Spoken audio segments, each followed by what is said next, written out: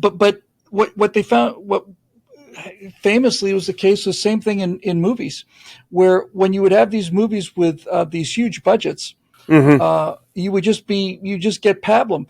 But when you had people who were dedicated filmmakers and they didn't have enough money, they had to improvise their way out of not being able to buy their way out of the situation. They come up with incredible solutions. And the classic example of this is Jaws. That whole movie was predicated on that mechanical shark. That's the entire movie was made because they said, don't worry, we can build a mechanical shark that looks great. It's going to work perfectly. Steven Spielberg is this young director. They gave him a chance on this huge project. He gets out there and he starts filming. They put this thing in the water and the shark just plain doesn't work at all. So now you got a guy out there who happened to be a genuine genius who's trying to make a shark movie without the shark. And you would think that he's just completely boned. But what ended up happening was the movie became much, much, much better because those few times when you saw the mechanical shark, it didn't look real. What Spielberg had to do was Spielberg had to make you see the shark in your mind. He had to suggest the shark. And since you never saw the shark, it was much, much scarier. When those floats pop up, plunk, plunk, and it's like, holy cow. It's just nothing but dark sea, and there's the boats off in the distance, and then flunk, flunk, flunk. These three things come floating up, and you realize this bloody shark is like it's right underneath it. Bill, welcome to Point of Impact. I'm so glad to have you here. It's a pleasure to be here with you, Aaron. I've been looking forward to this for quite a while. We got delayed. You found yourself in the middle of a hurricane, right? Not too long ago, yeah. But then again, I'm up in the Panhandle. I know you're the other end of the. People don't realize how long that damn Panhandle is. It's from Miami to the border is 12 hours, I would say. Drive sounds about right. It's a long state, just bent into an L shape. I went to the University of Florida, and that other university is up there in the Panhandle someplace. We don't talk that about other that one. Yeah. Yeah. Well, I'm originally from Ohio, so I'm a fan of the guy with the big nut for a head. Sure. It's really scary. But speaking of Florida, though, I don't know who said it. It was hilarious, but Florida's the only state where the further north you go, the more southern you get. I've been saying this since the early '80s. I say if you live in Miami, you have to drive north to get to the south. It's absolutely true. And I'm in the Redneck Riviera, which is the northernmost western southern part. Well, I don't know. Anyways, this is the part of we're literally a mile that way, and you've got woods and I don't know, meth labs, and 1 mile that way, and you've got Sugar White Beach, sand tourism. Yep, absolutely. So before the show, before we started recording, I was telling you about who the audience is, and it was so funny because I was doing a little. I was listening to a back episode of you on one of your appearances on Mike Rowe's show, and it was hilarious because you're talking about toothpicks and other forms of self-hygiene. And I've named my avatar, just giving him a personality. The audience is a guy named Jake, and there's Mike talking about alternate names for snot rockets, and one of them I never heard was a Jake. I'm like, oh man, I'd never heard that either. I don't know. Yeah, that was news to me. Anyways, I don't know why I brought that up, but I was on the treadmill going, oh man. But speaking of Jake, I wanted to ask you because you're dialed into really the economy, the politics, the history behind it, and you give such a great perspective but it's not strictly. I don't know how to explain this, but not strictly conservative, but it's like pragmatic. Yeah, I mostly try to stay as anti-elitist as possible. I've always believed, and especially the more I do this and the longer I do this, the more utterly convinced I am in not only just the wisdom of regular people, but the fundamental goodness of the American people, and this elitist idea that you have to be some kind of expert on TV, and I know better than you, and the great unwashed in flyover country. I just find it to be not only repulsive morally, but just plain dumb.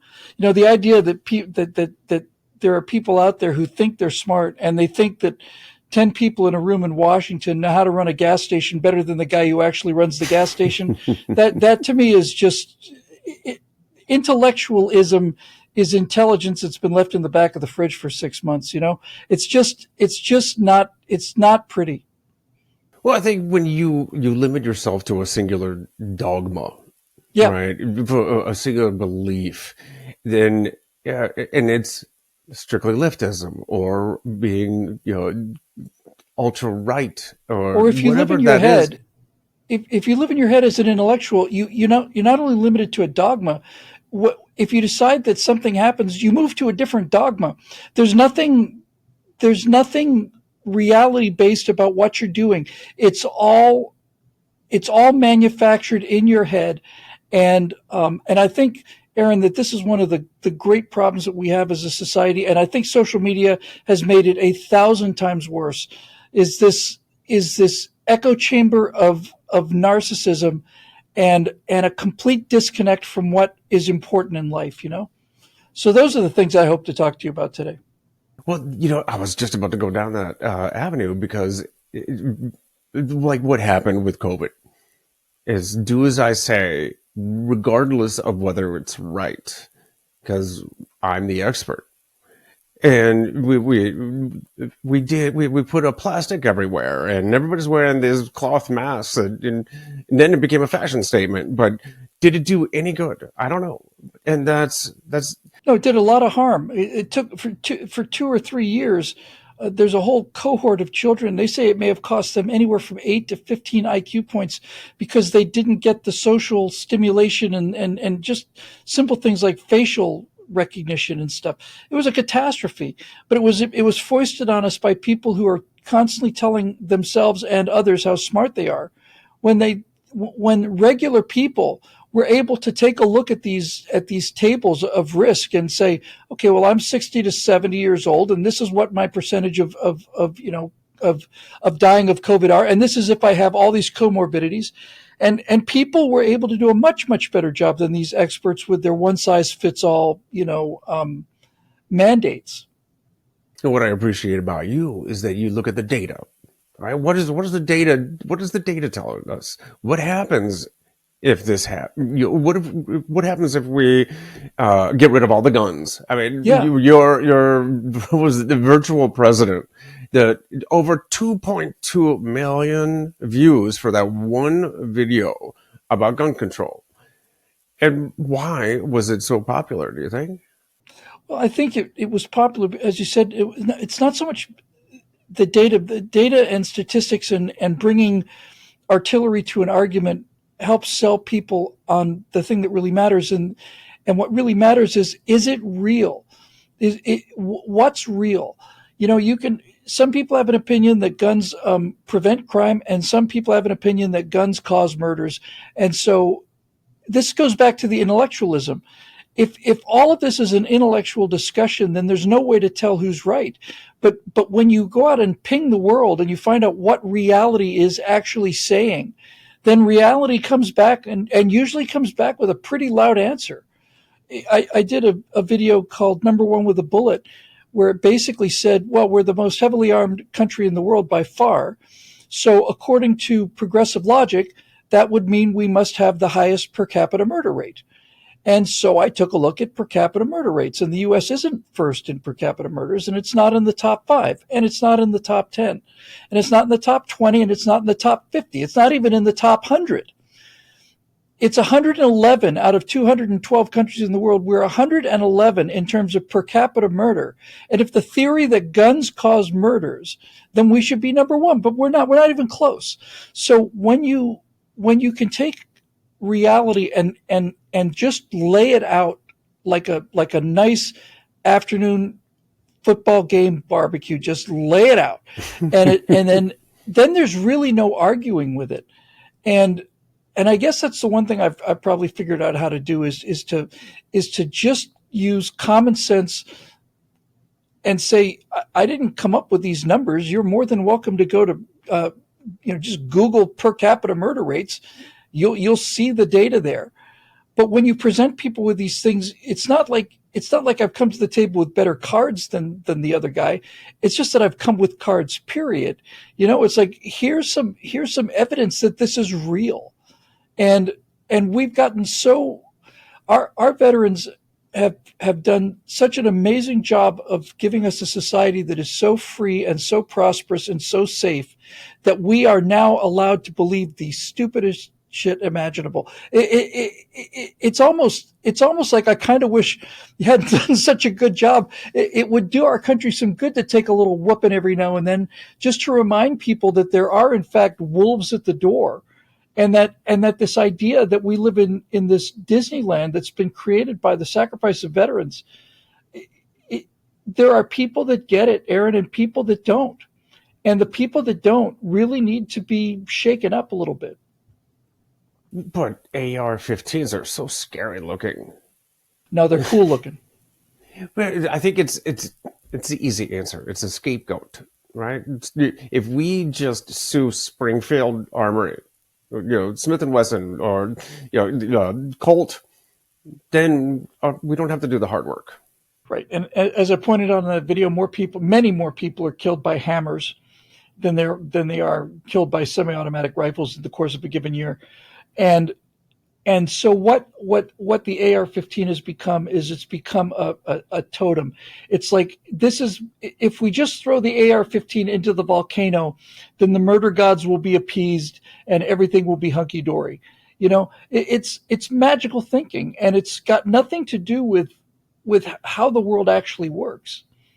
And, this is kind of what my calling is to I don't go into this pretending like I know how things work. I go out into the world and I try to figure out what seems to be happening out there, what does a reality appear to be. And once I have a handle on that, then I'll just try and spread the word around a little bit if I can. I tend to drive people crazy by asking, well, have you considered? What have you considered? Yeah. Have you considered? Why? What brought you to that conclusion? It was about a year ago. I was in Hawaii, and I was just in an Uber, or Lyft, one of those rideshare cars. Somebody, and this woman had this is late 2023 now, right? How long ago was COVID? And she still had a plastic sheet, divider between the front and the back of this car. It wasn't sealed. It was just a drop cloth. No, of course not. Yeah, it's virtue signaling. In California, where the land of the ridiculous, when I would go to this chicken wings restaurant, and you had to wear a mask to go in there. But once you got sat at your table and started eating, you could take your mask off, because those COVID viruses, they're smart enough to gather by the doors. You see, the viruses hang out in mobs by the door. And as long as you got your mask on when you go through the door, then you can get past where all the COVID viruses are hanging out, getting ready to mug you. Then you get to sit at your table and take your mask off to eat. And the just the sheer ludicrousness of it, the absolute insulting insanity of it is what drives people insane. It's like Gavin Newsom sitting down in the middle of the outbreak while he locked everybody else down and having this $800 a plate dinner at the French Laundry restaurant, shoulder to shoulder with medical professionals, none of them wearing masks. This is all about, who's in charge and who's going to have to, kowtow to the boss. The problem is, why do we give up our own agency? Why are we giving up our own common sense for this era of authority? Well, I'm pretty sure it was a guy named Eric. I'm pretty sure it was Eric Fromm, a psychologist. It might have been Jung, but I think it was Eric Fromm, who wrote a book called Escape from Freedom. And basically, his thesis, and I think he's right, is that for a lot of people, I don't know what the percentages are. It's certainly, there's a much higher percentage of people in America who are brave enough to be free. But basically, in Escape from Freedom, he argued that people look for totalitarian solutions because it frees them from the stress and the mental turmoil of having to face the world on a daily basis. If you have to go buy your own insurance and you have to, shop at different plans and make sure that the monthly payment is made, and then you have to deal with the co-pays and you have to the lab fees. This is a lot more complicated than just having the government give you a card so you can go and get your crappy state-run health care. And a lot of people don't want to put in the work and don't have the constitution to live a free life. I mean, Fromm's point was, if it was Fromm, but the point of the book was, it takes work and it takes courage to be the master of your own destiny. And a lot of people just don't have it, Aaron. They just don't have it. They would much rather be comfortable than happy. And I've seen that many, many times. And I'm sure you have too. Sounds like a mix of decision fatigue with this lack of willingness to be responsible for one's own actions. I mean, there was a study, I don't know, I think where they had test subjects in a room with a dial, and it was a button, and they had it was other lab assistants playing the subject. You had somebody come in with a lab coat and a stethoscope and said, press the button and you will electrocute that other person. That's right. And no matter how, and it was a dial to turn up the power. That's right. And no matter how much the person screamed in the other room, so many of these, the actual test subjects, just surrendered to the authority. That's right. Are you sure about this? It sounds like he's really in pain. Nope. Administer a level 8 shock. He got the answer wrong, and the guy's in a white lab coat, so they do it. Now, not everybody does it. Certainly, I can speak with confidence for myself and for you. If we'd been placed in that experiment and we're pushing a button that's causing somebody, agony, at this point we're going to say, you know what? I'm done with your effing experiment. And furthermore, I'm making a phone call to the police. But most people aren't willing to do that. There's another very famous experiment where they basically had a room full of 7 or 8 people, and all of them were in on the experiment except for the one test subject. And the guy came in and said, "We're just doing an experiment on perception." And so we would hold up this board that had different lengths of line. So you'd see like 3 columns, and you'd have a short one, a medium-sized one, and a tall one. And he would say, which one is A more like is it the long one or is it the shorter one? Basically, you had a situation where you could clearly see that line A matched line 2. Okay. And so what happened is they would have the other test subjects give false answers. And then the person who was the actual test subject would give a false answer as well, because he did not want to be seen as different from the crowd. He just wanted to get along. And he is openly saying that what he knew to be false was true, because he didn't have the moral courage to stand up and say, well, I don't care what the 6 of you say. Clearly it's shorter than the other line. And so it was about peer pressure, social proof, and compliance, So yeah, humans are amazing creatures. I'm just so proud to be a human being. They're astonishing things that we do, but we have our blind spots and we have our weaknesses. And one of them is an almost overwhelming desire to go along and be seen to be doing what other people are doing. And a second thing, back to you mentioned, decision fatigue. What I really think it comes down to is it's just a refusal to grow up. You just don't want to leave the idea that somebody's going to take care of this for you, even if they take care of it badly. So those are the kind of people that do what Dr. Fauci says, and these are the kind of people that want a single payer healthcare system, and these are the kind of people that want to ban guns because they don't want the responsibility of defending themselves. They just don't want to face it. They're moral cowards. They're physical cowards too. I think it's a double-edged sword, though, between, if you take libertarianism to the extreme, it's anarchy, right? That's chaos. But then I would love to just geek out on all of those social experiments, psychological experiments that we've done that are just so fascinating on the human condition. But to pull the thread a little bit more on this authority versus agency thing, where are we going today when it comes to authority and giving up autonomy? You recently put out on your show, your podcast, about AI and the trolley. What was it called? The experiment? Yeah, there's a thought experiment.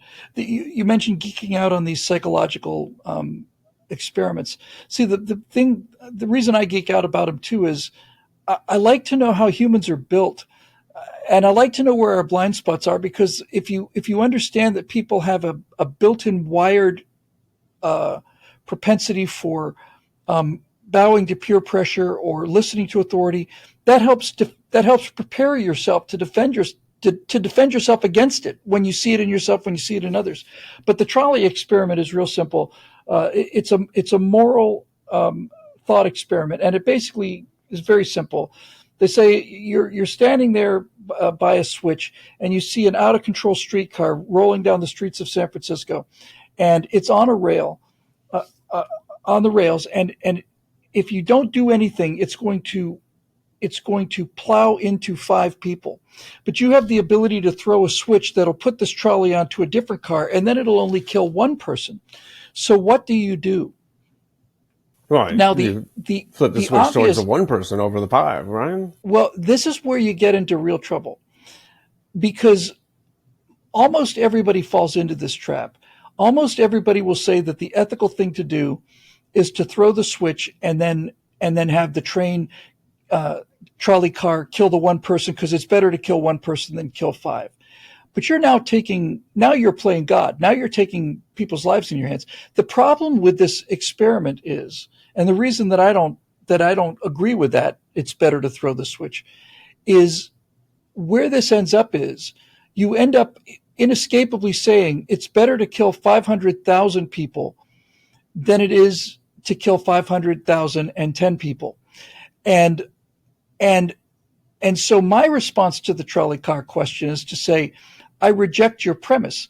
I don't think the answer is to switch the car. I think the answer is to get the people out of the way. And they'll say, well, that's not how the experiment is constructed. But I'll say, no, it is how the experiment is constructed, because what you are trying to do is you're trying to create a moral matrix where people have to decide, because they'll refine it. Do you send the trolley car towards 1 innocent person or 5 guilty men? And then they're just constantly finessing this thing, trying to figure out how you're making moral decisions.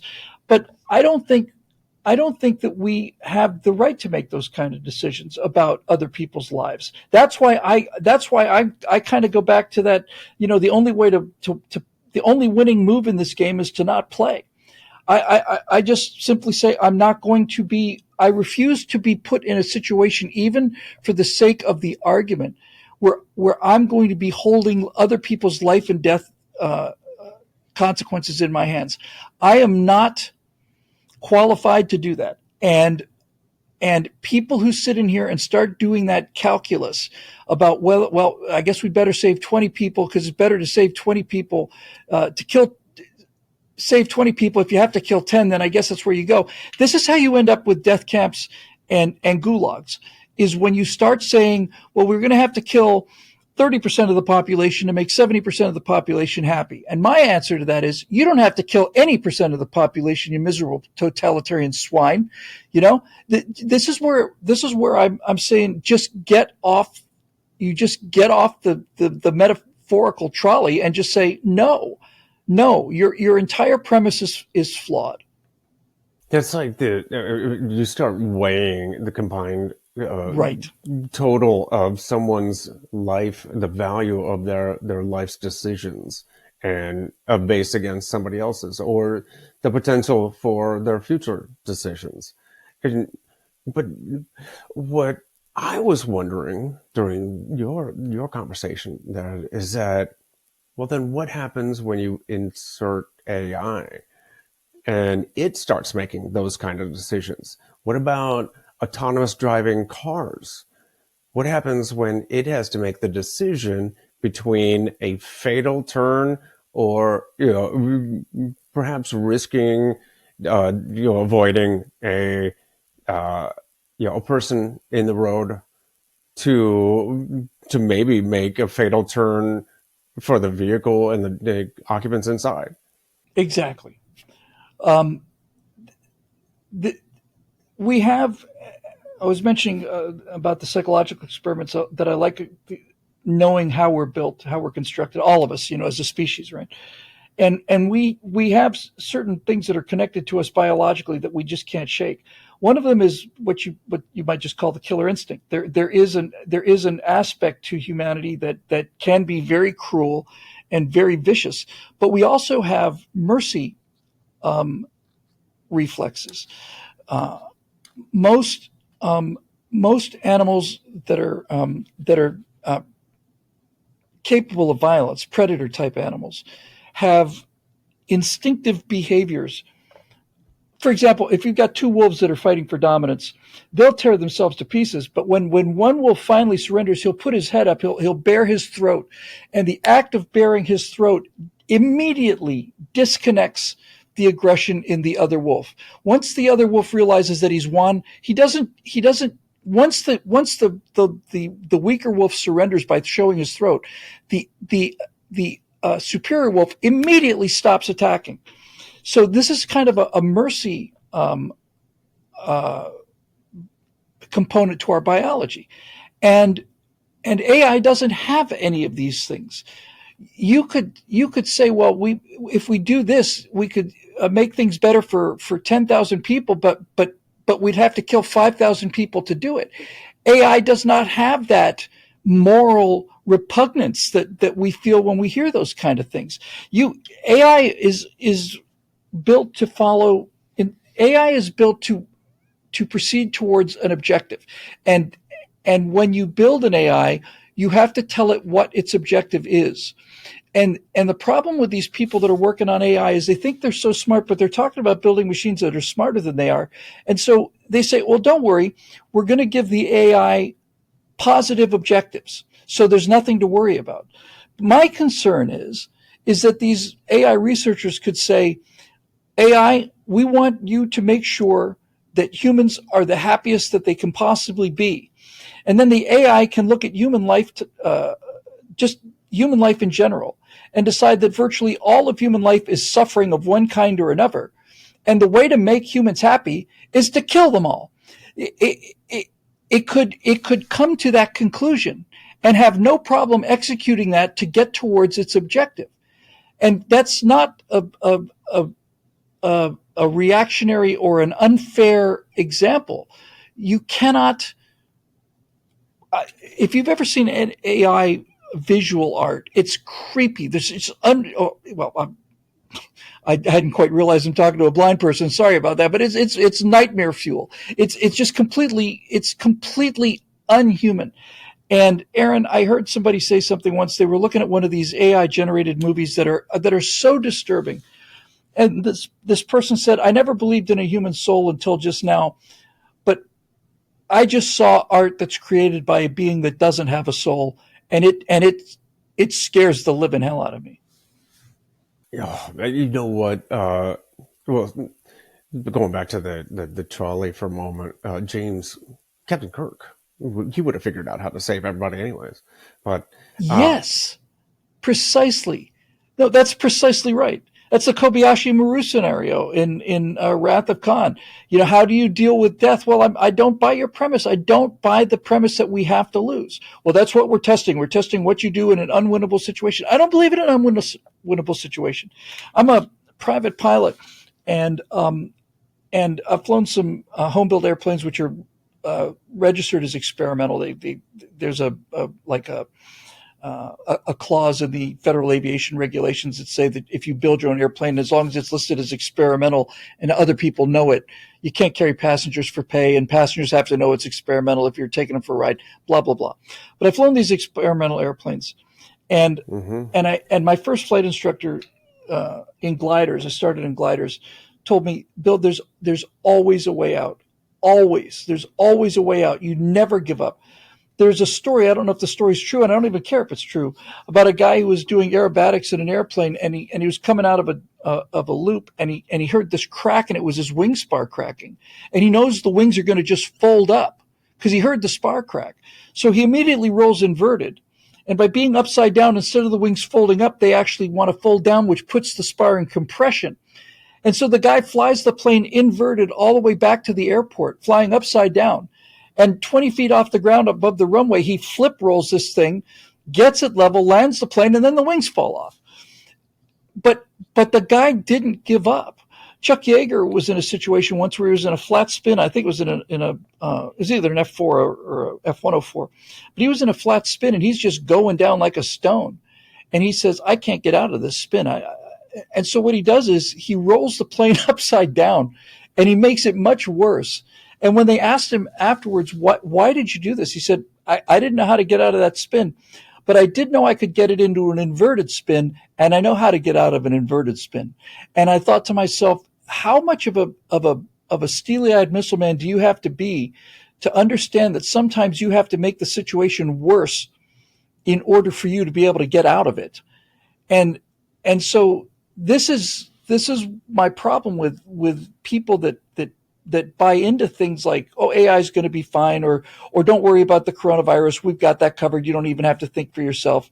No, I like thinking for myself.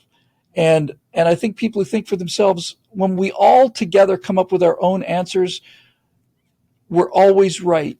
We're not individually right, but the group is correct. Distributed intelligence is a miraculous thing. Mm-hmm. One of the examples I use when I'm speaking or I'm talking to others about creativity and not accepting defeat, not accepting quit or can't, is me as formerly as an EOD technician. We'll get the whole shipping container full of tools for everything that goes boom, from nuclear weapons down to bullets.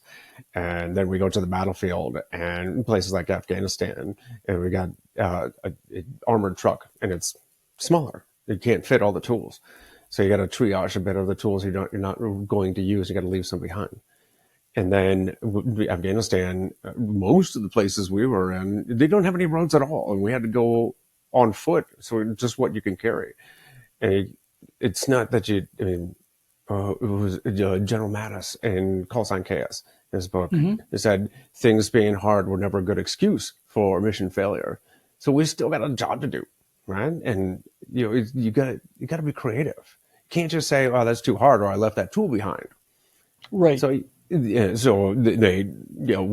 had to figure it out. We had to look at the scenario, what tools we had on our backs, in our pockets, the resources we had on call from radio, or just collaborate with our patrol leaders, all that kind of stuff, and we got to figure out how to solve the problem. Improvise, man. This is Yankee ingenuity. This is what makes us unique among all the people in the world. Is this attitude exactly? what you just said was just absolutely beautiful. It's like I don't have the things that I need. Oh, hey, hello. Well, I apologize for the What? interruption. No, no, not at all. What's his name? This is I got to double check. This is Wyatt. And this is Owen. These are my 5-year-old Hi, Wyatt. Hi, twins. Owen. Hey guys, can you say hi to Mr. Bill? Hi. Oh How are no, you? Mr. Bill. Oh no. Sorry. Yeah, they got a cameo because mom was at work and the setter called off, so they're just off of the bus. Won't you guys, you say hi and bye, and we'll go turn the TV on for a little bit. I'll come out in a little bit. All right? And Daddy, Yes, buddy.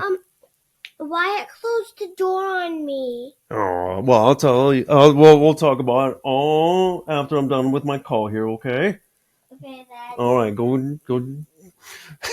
go watch some TV, and I'll come see you in a little bit. All right. Those are some good-looking kids. They're good boys. Now, identical twins, because I shouldn't be the only one that's confused. Who was it? It was Ray Romano who said you save money on photography. It's funny you mentioned that the improvisation thing. No, it actually makes me happy. Ray, you're talking about improvising, and I don't think it's possible to get anywhere further away than EOD guys in the field trying to deal with a bomb. But what you find in a world that's about as far away from that as you can get is you find the exact same thing in the movie business. But what they found, what famously was the case, the same thing in movies, where when you would have these movies with these huge budgets, you just get pablum. But when you had people who were dedicated filmmakers and they didn't have enough money, they had to improvise their way out of not being able to buy their way out of the situation. They come up with incredible solutions. And the classic example of this is Jaws. That whole movie was predicated on that mechanical shark. That's the entire movie was made because they said, don't worry, we can build a mechanical shark that looks great. It's going to work perfectly. Steven Spielberg is this young director. They gave him a chance on this huge project. He gets out there and he starts filming. They put this thing in the water and the shark just plain doesn't work at all. So now you got a guy out there who happened to be a genuine genius who's trying to make a shark movie without the shark. And you would think that he's just completely boned. But what ended up happening was the movie became much, much, much better because those few times when you saw the mechanical shark, it didn't look real. What Spielberg had to do was Spielberg had to make you see the shark in your mind. He had to suggest the shark. And since you never saw the shark, it was much, much scarier. When those floats pop up, plunk, plunk, and it's like, holy cow. It's just nothing but dark sea, and there's boats off in the distance, and then flunk, flunk, flunk. These three things come floating up, and you realize this bloody shark is like it's right underneath it. And that is much scarier than some stupid shot of this mechanical shark, swimming along. But this is another great example of how, even in the movie business, if you have to think your way out of a problem, you usually get a much more interesting and effective solution than if you're able to buy your way out of a problem. Well, you're absolutely right, though. The creativity is something that we give up when we give up our own agency because we stop thinking. When we say can't, it closes the door to opportunity, to imagination, pulls up the rug and locks the door. So exactly. Elon Musk, when he was trying to figure out the economics of SpaceX, he said, well, it costs so much money to get into space because a rocket is expensive and we keep throwing them away. Well, you can't reuse them. Why not? Well, because you just can't. It's just not possible. Well, he just decided he didn't buy into the premise. So now he owns space, and every single week he does something more amazing because he simply refused the premise. He just didn't play. He didn't accept the ground rules. Talk about a guy who does not follow any of the rules. No, he is amazing. He's pushing so many different limits, and it's from a businessman perspective, where you're supposed to focus on one thing and do it really well. And he does he's 20 things really well. he's He going knows into how to space. He's delegate. drilling tunnels. He's Yeah, selling flamethrowers. yeah, he's selling flamethrowers, and he's he's smart enough to realize that he's got a rocket company that can put internet satellites into low Earth orbit very inexpensively, and so Starlink is the monthly revenue that pays for SpaceX. I mean, from a purely meta point of view, it's simply he's not of this earth. This guy, and I sure was. I thought when he really came out hard for Trump, that was what sealed the deal for that and the assassination attempt sealed the deal. Oh, and I tell you what, I've been enjoying just all the. I don't know if it's enjoying, but it's it's a complete change from the last, wow, what, 10, 12 years of, I don't know. Failure and submission and lowered expectations. You're going to have to eat bugs because the planet is dying. And when I say you, I don't mean me. I fly around in my private jet to global warming conferences, and I'm a billionaire and I eat my steak. But the rest of you have to eat bugs. Aaron, I hope you don't mind me saying this, but I wish you could have seen that moment when Trump was shot, because he puts his hand up to his ear. He goes down. He's under this dog pile of Secret Service agents in black suits. And then all of a sudden, this head pops up. And he doesn't know that the shooter's down. He doesn't know how many shooters there is. He just sticks his head up because he didn't want people to think that he was down. And the next thing you know, he's got his arm in the air and he's just shouting, "Fight, fight, fight." It was simply the most epic thing. I mean, I've heard it described 100 different ways, and you're absolutely right. It was completely out of the play. It's against the rules, right? And I was just going to say, look, you're a combat vet, right? So that nobody knows how they're going to behave until the moment comes. You go into it hoping and praying that you're not going to be afraid. You go into it. Your biggest. This is. I don't have the same experience. I was never in the military, but I've been in situations so I'm close enough to connect to what you guys do on a much larger level than I do. But the fear is not so much the fear of the danger. It's the fear of not being able to perform when you need to perform. It's the fear of being afraid, and nobody knows how they're going to perform under fire until they're under fire, and that moment is not fakeable. And for him to come out of that living shield and raise his head back up where the bullets just nicked his ear, that's the real deal, man. There's no way to rehearse that. There's no way to know. That is the fire assay. That is a crucible test of your character, and he didn't hesitate. And all of you guys who go out there and do these things, it's so hard for people to understand what it takes to run towards the sound of gunfire instead of away from it. That is something that I don't think most people will ever experience, and thank God and thank guys like you that they don't. Well, like him or hate him, and most people like him or really hate him. There's Trump the character, and Trump the person in the news, and how he's portrayed by the media.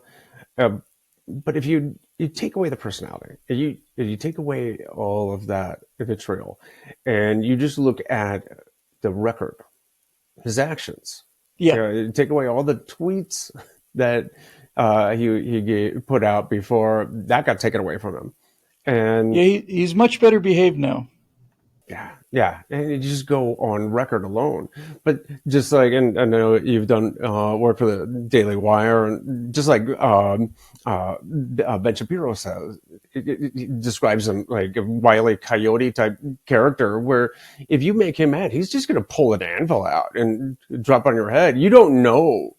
He's gonna, and I think it's hilarious, but it's true. That's the one thing about uh, Trump that's so, I don't know, awe-inspiring, is that he's got complete agency, right? Yes, Complete decision-making ability, and he's not afraid to make a decision. And is when it comes to those those decisions he's made, they're often very correct, and he keeps his enemies completely baffled because they're not in the political playbook. that's right. That's exactly right. He's not a politician. He's 3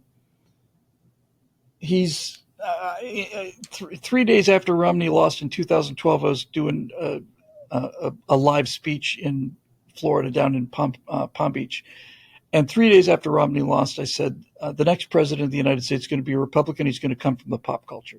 I didn't know it was Donald Trump. I don't want to pretend it was Donald Trump, but I knew that the next president would have to be somebody who understood the power of the image, understood media, understood the bias of the press, and knew how to play them. And I was just 100% sure of it. And sure enough, he just came out of nowhere. But I think the last 4 years have been so tough. But when we get a little more history behind us, we're going to look back on the 4 years of the Biden administration. We're going to realize that it gave Donald Trump something that only one other president in U.S. history has ever had, and that's halftime. Go to the locker room, sit down. What did you do right in the first half? What did you do wrong in the first half? What kind of changes are you going to make? If a football game rolled the second quarter into the third quarter without going to the locker room for 45 minutes, football would be a very different game. And this guy had 4 years to reflect on the things he did right and the things he did wrong. And just before we connected on our interview here, I'm working on a segment about his appointments, because they're so good that I don't think he could possibly have made them if he hadn't had 4 years of just real bitterness and certainly justifiable, sense of injustice. I'm not saying he personally was bitter. I'm just saying I would have been. And I think we're going to find out when it's all said and done that this was actually the best thing that possibly could have happened, was to give him enough time to see what the system really was, what it did to him, and how to go in the second time and get serious about cleaning it up. Well, they're not identity politics appointments. They're not affirmative action. They're not insiders. And they're not insiders. They're not cronies. These people, so many of them are actually former presidential candidates. Well, the research I was doing just before I called you was I'm doing a series of my regular Hot Mic series, but I'm doing a bunch of them called A Counter Revolution of Competence. And the first one is going to be I'm going to look at the Trump's new appointee versus the pre-existing Biden appointee. And the first one is Tulsi Gabbard versus Avril Haines, I think her name is, a National Director of Intelligence. Haines is an attorney. She was a lawyer, and came up through the bureaucracy and ended up getting appointed as the Director of National Intelligence, versus Tulsi Gabbard, who did a tour in Iraq with the medical corps, was awarded a combat medical citation, among others. And just going to the fact that it's the outsiders who bring real world experience to these jobs, as opposed to the people that have been inside the machine from the beginning. I mean, if you're a political science major, and she went on and during the Trump administration, she taught at Columbia, which was the home of the Frankfurt School, where all the Marxism came into the country via Columbia University. And she is a theorist. Tulsi Gabbard has practical experience. She did a year as a military policeman in charge of an entire military police platoon in Kuwait. When you see body cam footage from police officers and what they have to deal with on a daily basis, you realize that their world is a very clear-cut world.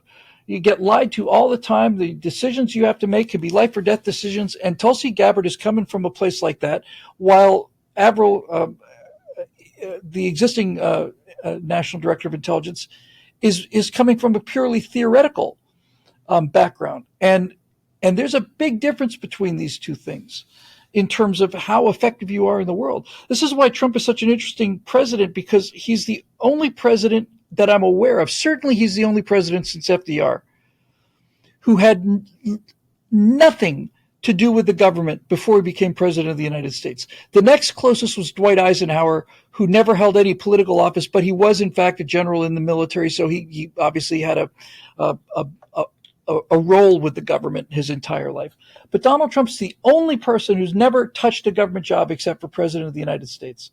And so he doesn't look at things like a politician. He looks at them like a deal maker. And the beautiful thing about a deal maker is, if you look at a geostrategic problem like Russia versus Ukraine, and you look at it as a politician, you start thinking things like, well, whose side are we on historically, and what's the best national security interest of the United States, and all of these other things, which are real concerns. But if you look at it as a deal maker, what you basically do is you say, okay, Vladimir Putin wants this, but will accept that. Zelensky wants this, but will accept that. Trump says he can end the war in a week, and I suspect he might be right, because the one thing that Trump understands, and that nobody else, certainly not Biden or anybody in the current administration understands, is that if you're going to, just as one example, if you're going to end the war in Ukraine, the solution has to consist of something where both Putin and Zelensky can go back to the people and say, we won. That is the prerequisite for a peace deal in Ukraine, is for Putin to say we won and for Zelensky to say we won, and have them both be able to make enough of a case so that their own people can believe them. This is what a deal maker does. Mm-hmm. And politicians, especially diplomats, just don't think this way. But he's a real estate guy. He says, I want this, you want this. We can find a way for us both to go home happier than we were when we came into this meeting. And I think that gives the whole world tremendous possibilities, Well, same with China. I know Russia and Ukraine. They're neither later going to accept an all or nothing answer, right? Not a solution. So they got a deal, and that's what Biden wasn't doing. He wasn't providing, or urging them to come with a solution. It was just, we're going to support Ukraine as long as it takes. But how long was it going to take? Right. And with China, exactly. And they use diplomatic language or political language. And Trump can basically say to Putin, what do you want? And Putin says, I want Ukraine. And Trump can say, well, you're not going to get it. So what will you, since you're not going to get that, what will you take? And then you can start horse trading and start finding whatever the individual conditions are that allow Putin to go back and say, see, we won. And allows Zelensky to go back and say, see, we won.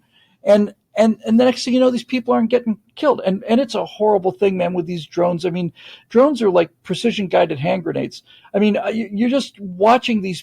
I'm a big military history guy, and my entire life I've thought there cannot have been worse experience in human history than World War I in the trenches. But watching these guys in the trenches in Ukraine, you can't get behind cover. You can't even crawl into a dugout. That drone if it sees you, you're going to die. And it's going to get a close-up look of your face. They don't even drop bombs anymore now. They just fly the drones directly into the soldiers. And when you see these guys running from these things, if you have a trench in World War I, you've got cover from machine gun fire and small arms fire. You've got decent cover from artillery fire unless you take a direct hit. But with drones, if they see you, it doesn't matter if you're in the trench. It doesn't matter if you go into a dugout or a bunker. It's going to fly in there and kill you. And I find that to be a kind of terrifying that not even World War I could match. It's horrible, and it's the future. I'll tell you something else too about this, Aaron, about this drone warfare thing. Technology has done something that I didn't think was possible, and that is, it has taken us back to a pre-industrial era where you are actually looking at the face of the person you're killing. I mean, you're looking them right in the face, and it is just horrible. Horrible. Well, war should be horrible. It should be horrible. Yeah, that's right.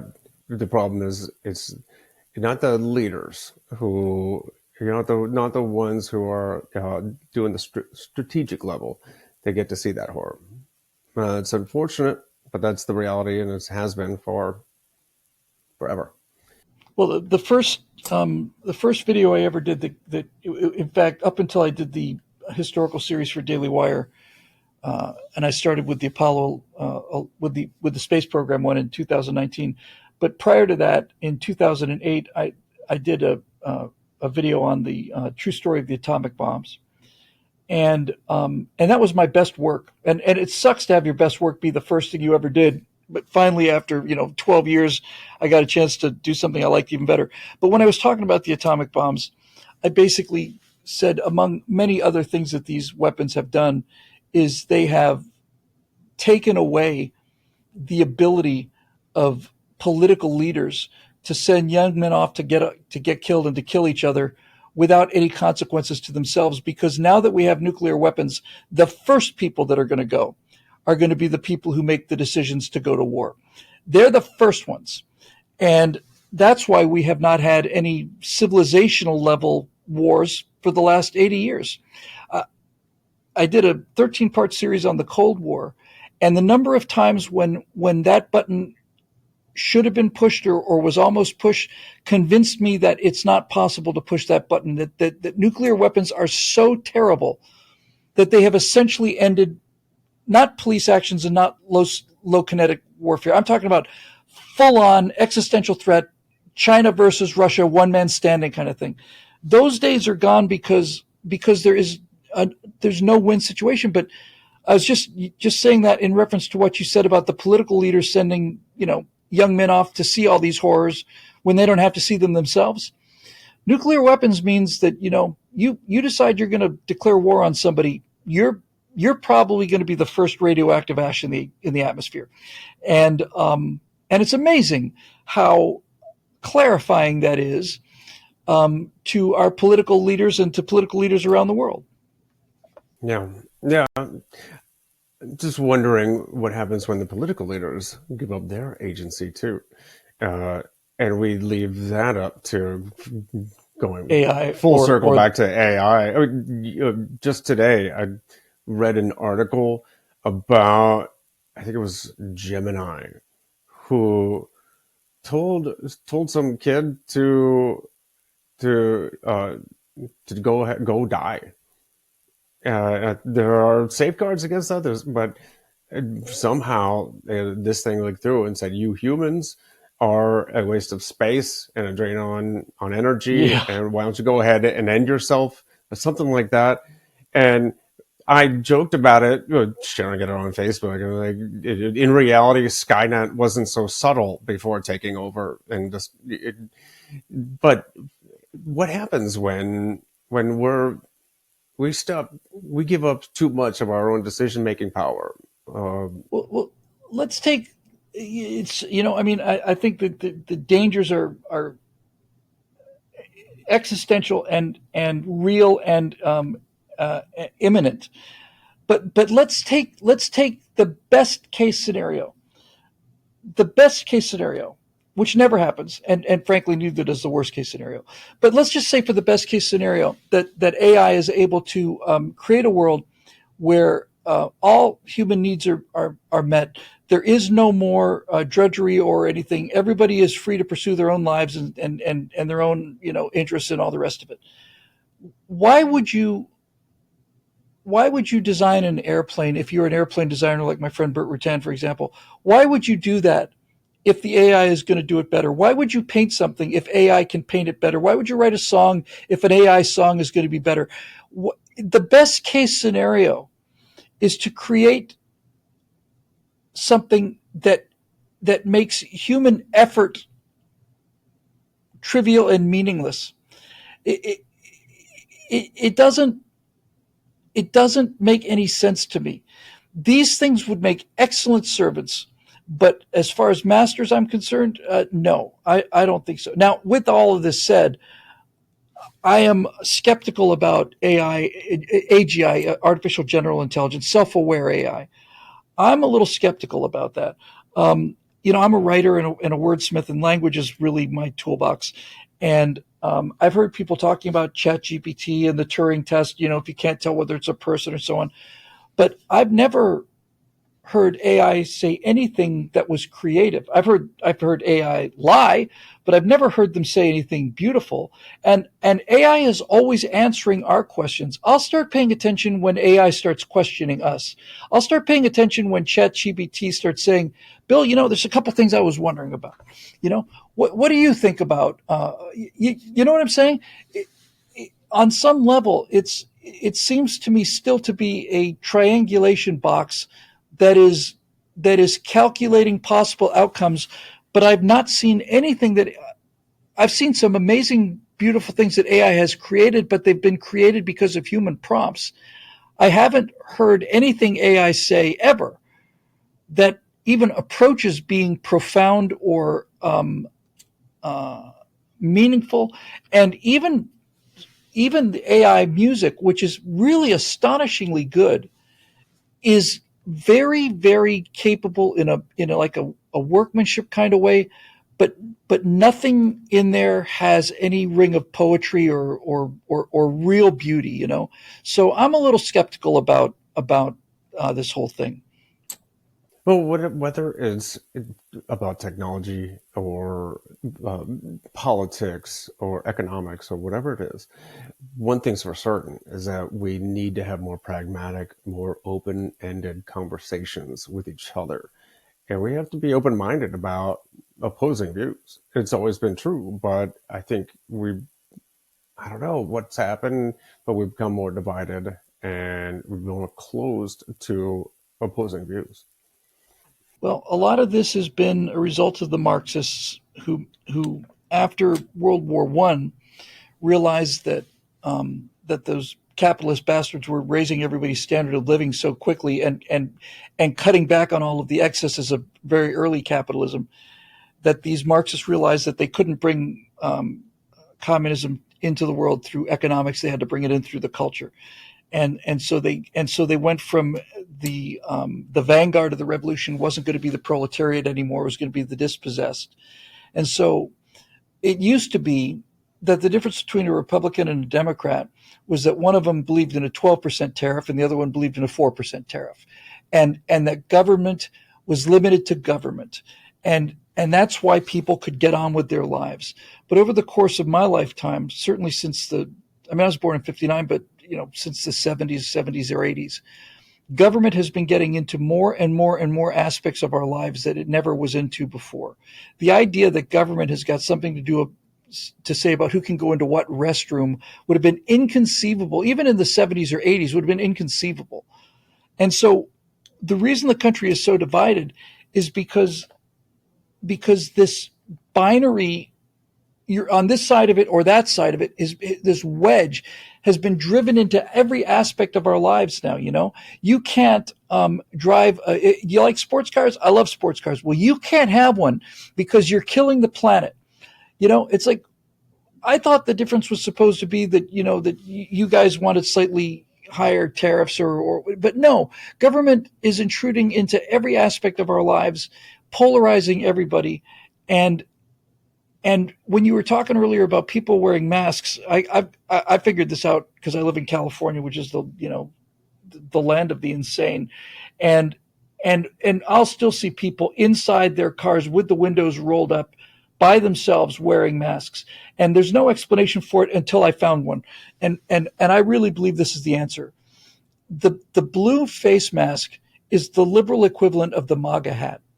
It's it is an emblem that they wear to signal their allegiance, and that's the only explanation about people who wear masks that makes any sense to me at all.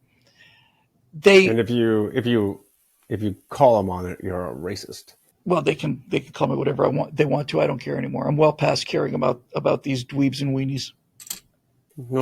I'll tell you what, it's there's some stuff out there that just seems completely crazy. But at least there's still hope. There's some critical thinkers out there. If we'd lost the election, I'm sorry, I didn't mean to cut you off. I'm sorry. I was kind of going that direction anyways, but I think that's a good place to start closing it up. I know we're getting a I little was long just on going to time. say, if we had lost the election, there would still be cause for hope. I've come to believe one of the things that became clear to me during the 4 years of the Biden administration, and I have a lot of suspicions about the 2020 election, but the thing that has become my mantra over the last 4 years is that the government is not the country, and elections are about the government. And they can mess up the government, and they can have the government intrude into our lives, and the government can do all kinds of nasty things, but they can't destroy the country. The people of this country are fundamentally good people, and they hold doors for everybody. And I'll go into 7-Eleven the other night, and a couple black guys are holding a door for me. Thank you very much. Hey, no problem, man. All of this stuff is pushed down on us from above, but the government is not the country. And I don't think you can kill this country. I don't think you can kill an idea that there's this divine and this awesome. So even if we'd lost the election, there would be cause for hope. But looks like we're going to get the soft landing. Yeah, at least for the next 4 years, the government itself will be fighting for its own life. Well, we got 2 years. We got 2 years to not only fix things, but we got to fix things, and then we got to lock the doors. Yeah. So just real quick though, we have a final segment, and it's Countdown to Impact. That's 3 books, 2 quotes, and 1 person that have made an impact in your life. Okay. Eat the Rich by P.J. O'Rourke is my favorite of P.J. O'Rourke's book. P.J. O'Rourke is the guy that made me a conservative. Not only was he rational, but P.J. O'Rourke made it cool to be a conservative. P.J. O'Rourke was the guy who started out as a bomb-throwing radical leftist, and was a brilliantly funny writer, and became this arch conservative. But that book changed my life. Holidays in Hell, all of his books. So 3 books. Eat the Rich would be 1. The Innocents Abroad by Mark Twain, which was written in 1867, just 2 years after the Civil War, talks about going on a round-the-world tour and to the Holy Land, and you realize that nothing has changed since then. It's the best look at what America and Americans are. It's blindingly funny, and I feel like Mark Twain is a personal friend of mine. I have read every single thing he's written. I read all of his books, all of his letters, all of his speeches. And then, let me see, 3rd book would be, I'll just give you one that's not maybe it's a toss-up. The Civil War trilogy by Shelby Foote it's like reading an encyclopedia. It's enormous, but if you want to understand this country, it's amazing. But if I had to pick one book just for people just to read, just to get it, I would go with Last Stand of the Tin Can Sailors by Horn Fisher. It's about the story of Taffy 3 during World War II when a small group of destroyers went on and took on the biggest surface fleet the world has ever seen, and went right after the Yamato and this gigantic Japanese surface force. It's so full of heroism, and it's a real true story. Last Stand of the Tin Can Sailors. So those are my 3 books. What were the other ones? 2 quotes or lessons learned, and 1 person. 2 quotes.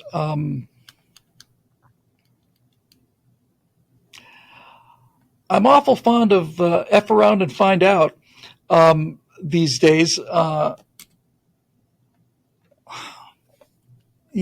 I should have these prepared because you did mention them in your email. Just give me a second here, because I know there's a quote that I just love so much. Well,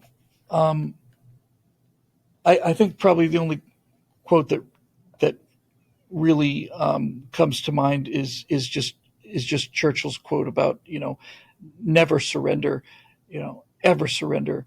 Um, the the only way around a fight that you can't get around is to get through it. I can't believe I'm spacing on the quotes, honestly.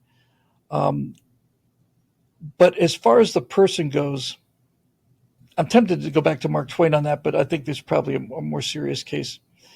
Um, I think I think I'm going to have to probably say it's a toss up between Abraham Lincoln and Winston Churchill, but I'm going to go with Winston Churchill only because people don't realize the day that he became prime minister was the day that France surrendered. And France had a bigger army than Germany and a bigger air force than Germany. And France and England together had a chance against Germany. But on the day he assumed office of prime minister, he finds out the German bombers are not going to be 200 miles away from the coast of Dover. They're going to be 20 miles away from the coast of Dover.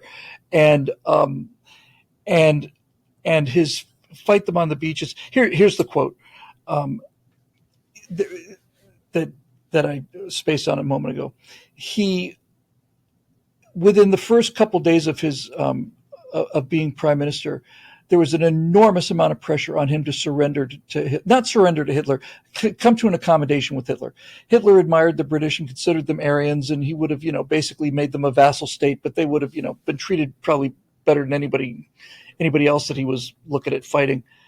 And there was a significant peace party in Parliament that was basically saying we need to basically just continue to appease this man. And Churchill said, this is almost verbatim, he said, I don't for a minute think we're going to lose this war, but if we do, if this long story of our island home must come to an end, then for those of us in this Parliament, let it end with us lying on the floor of this chamber, choking on our own blood. I thought, holy shit, man. That's what I want to hear. He's basically saying to the other members of Parliament, we're going, if we go down, we're going down in this chamber choking on our own blood. Hopefully that was a good enough close for you. And we'll do it again soon sometime, I hope.